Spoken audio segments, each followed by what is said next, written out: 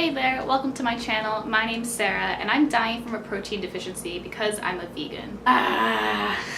There's almost nothing I hate worse than being told I'm not getting enough protein because I'm a vegan. So obviously what I just said is 100,000 million trillion % not true. Yes, I am vegan. No, I'm not dying. And I'm definitely not dying from a protein deficiency because I don't have one. And I think I can say with safe judgment that a lot of vegans and even vegetarians also aren't dying from a protein deficiency because it is very, very hard to do. It's definitely not impossible to have a protein deficiency, but if you have an adequate diet and you're not eating like absolute shit all the time, chances are you aren't deficient in protein. So with all of that being said, of course, what I'm going to be talking about today is protein. I haven't done a sit-down video like this in I feel like a while. I've been doing a lot of recipe videos, but I feel like just as of recently, I've been getting a lot of questions about protein and plant-based protein and people joking about how I don't get enough. Like I'll be at work, I complain that I'm tired, or I say my back hurts or something, and then someone's just like, oh, well, you aren't getting enough protein, maybe you should eat a steak. I'm like, no, I'm tired because I was at school all day and now I've been working for 8 hours.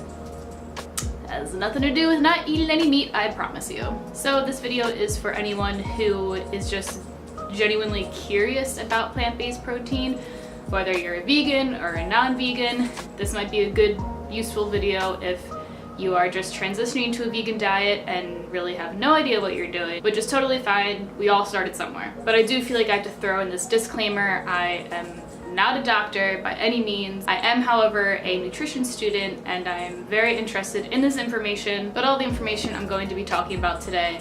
Sorry, my cat's playing with a mouse with a little bell in it. Sorry if that's distracting. But everything I'm going to be talking about today is like the standard information that if you go to a registered dietitian, they will tell you this information. If you go to the FDA or USDA website, this is the information they're going to tell you as well. Even though I'm not a doctor or a registered dietitian at this moment, I do firmly stand behind everything I'm going to tell you, and it's not stuff that's just my opinion, and it's stuff you can easily find on the internet or in textbooks or blah blah blah. You know what I'm saying.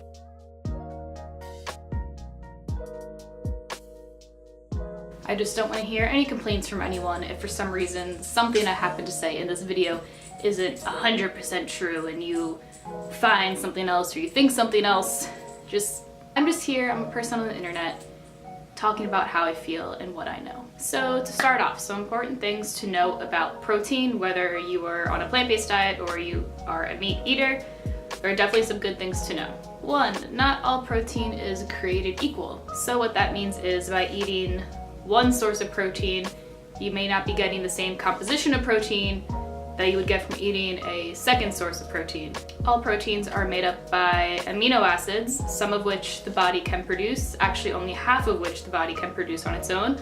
The other half has to be supplemented by the diet. Those 8 or 9 amino acids are called essential amino acids because your body cannot produce them on their own. So in this case, proteins are kind of special because if I remember correctly, for the most part, most, not all, most carbs and fats can be reproduced by the body if they have to. Obviously, there's some that need to be provided by the diet, but when it comes to proteins, half of them need to come from your diet. So whether you're vegan or not vegan, you need to be eating protein to some extent. Which leads me to point number 2, which is that everyone has different protein needs. That's not based on whether you're vegan or not vegan, that is based on your body weight.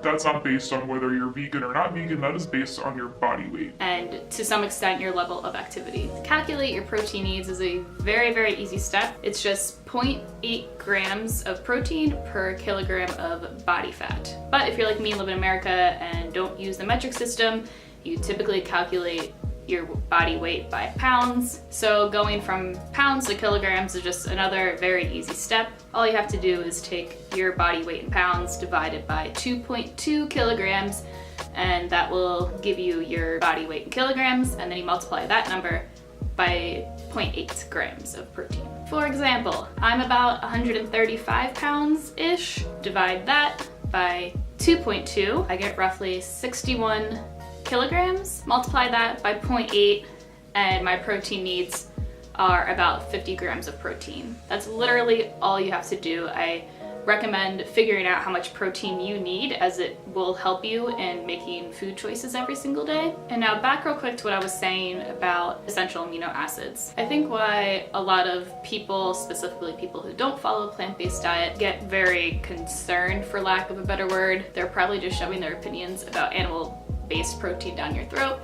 But for lack of a better term, we'll say people that are concerned about vegans getting their protein is mostly because, one, animal protein does provide a much bigger serving per portion, and two, most animal proteins do contain the 8 or 9 essential amino acids that the human body needs. Which some of you are probably thinking, wow, that's great, like everyone should eat animal protein, because if plant-based protein doesn't provide that, like, then why even bother? And that's for a lot of reasons. First of all, animal protein also is very high in fat, or much higher in fat than plant protein.